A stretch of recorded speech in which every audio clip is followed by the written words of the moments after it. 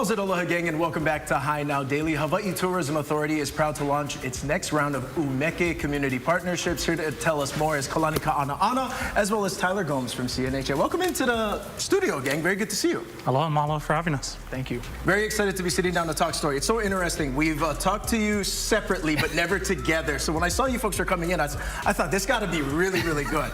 So let's get into ʻUmeke. And even for people out there right now who maybe don't know that much about it, what is ʻUmeke and what's taking place? Yeah, at its core, ʻUmeke is our group of programs where we reinvest tourism dollars to benefit our communities. When I think about our strategy at HTA, you heard about regenerative tourism. We really want to make those investments in community-based nonprofits. And so these are the programs that you could apply to get funds from us to support your festivals and events, your natural resource programs, and Hawaiian culture programs. Gotcha. Tyler, where are we at with the application process right now in terms of dates, and how do we apply? So the application opens on February 10th, so keep an eye out for that. And then you have until April 1st to submit your application for consideration. And this is for funding activities from July 1st of 2025 through June 30th of 2026. Gotcha. Kalani, let's talk a little bit about some of the impact and how we're really giving back. I mean, things like the Merry Monarch and other very community and culturally based events that take place. Yeah, I think it's a great example. So last year in calendar 24, we supported 158 organizations. About $7 million statewide was reinvested back directly to our community orgs. Everything from Merry Monarch, Prince Kuhio, or even smaller events like we have the Garden Island Boogie Board competition. So kind of really everything and in between.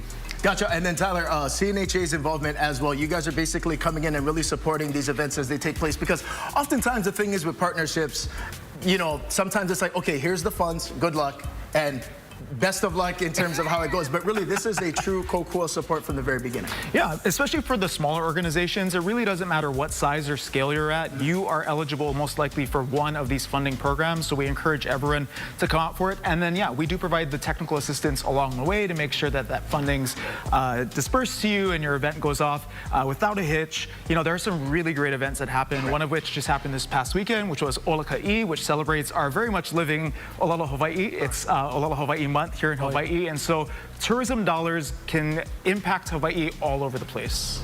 Absolutely. Go ahead. No, I was just going to echo that. Yeah.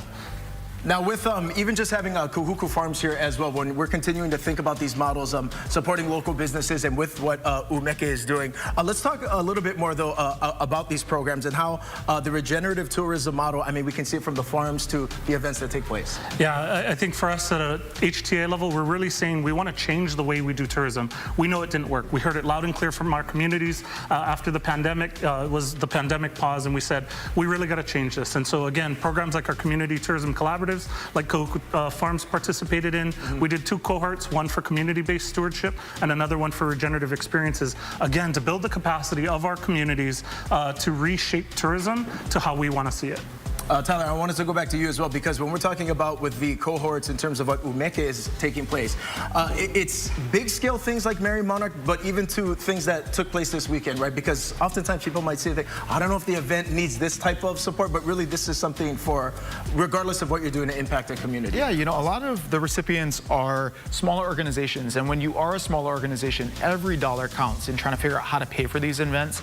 And when they're that critically important, whether it's culturally, and not just for Native Hawaiian culture, for all of the cultures that make up Hawaii, you know, we encourage everyone to just go to our website, which is hawaiiancouncil.org/kilohana, or our Instagram at Hawaiian Council to get more information, because like I said, you might be eligible for at least one of these programs. Gotcha, and that's going to be the best way for people to apply? Absolutely. ʻUmeke. And then Kalani, before we let you go as well, as we look at the calendar year ahead for HTA, what's on the docket? What's planned? Yeah, I think for us, it's, again, we've established this destination stewardship branch. I have the pleasure of serving as a chief stewardship officer. I actually just onboarded 3 new staff today, a Molokai destination manager and a Oahu destination manager, and we're really reinvesting and getting into community to make sure we're making those changes. Right on. Mahalo nui, Tyler, Kalani, thank you for the time, and for more information about the program as well, head to highnowdaily.com. We'll be right back. Mahalo again. Always a pleasure. Likewise.